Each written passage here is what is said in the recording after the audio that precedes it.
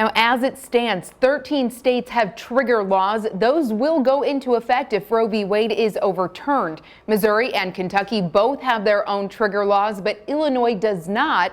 My co-anchor Mark Kiesling has an overview. Thank you, Julie. A trigger law takes effect if the U.S. Supreme Court overturns Roe versus Wade. As Julie mentioned, that's the case in Kentucky, where nearly all forms of abortion would become illegal. The only exception would be if the mother's life is at risk or if she's at risk of serious injury. Missouri has a similar trigger law in place. Abortion would be illegal unless it's a medical emergency. That's for all abortions, whether procedural or through medicine. Again, this is only if Roe v. Wade is overturned by the U.S. Supreme Court. Now, Illinois has the Reproductive Health Act.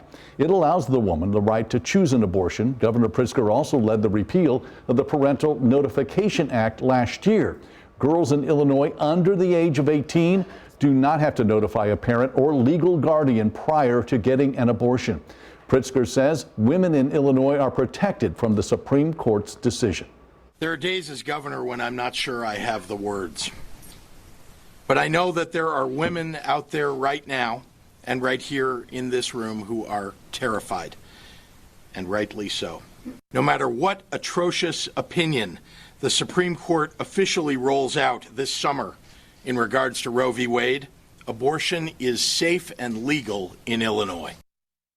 This leak has the ability to shake up November's elections. That's according to a political analyst at SIU. He tells News 3's Danny Valle it can also further divide an already polarized country.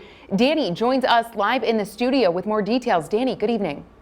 Good evening, Julie. Last night's leak thrusted the conversation of abortion rights back into the spotlight. And with Americans already dealing with inflation, COVID-19, and the response to the war in Ukraine, it's set to be a busy next few months leading up to various primaries and the November general election. But the leak also exposed the increasing politicization of the Supreme Court. That's according to John Shaw of the Paul Simon Public Policy Institute. Shaw says this could further erode trust from a once, quote, revered institution and energize Democrats in upcoming elections. But Shaw adds Republicans have been fighting for decades to reverse Roe v. Wade. And while it seems to be a big win soon, Shaw wonders if the GOP wanted it reversed in the first place. Sure, in many cases it was a sincere conviction, but now they may get what they've been asking for, and I don't know that they're fully prepared for the backlash that is likely to ensue in American life if this ruling goes down as it seems like it will.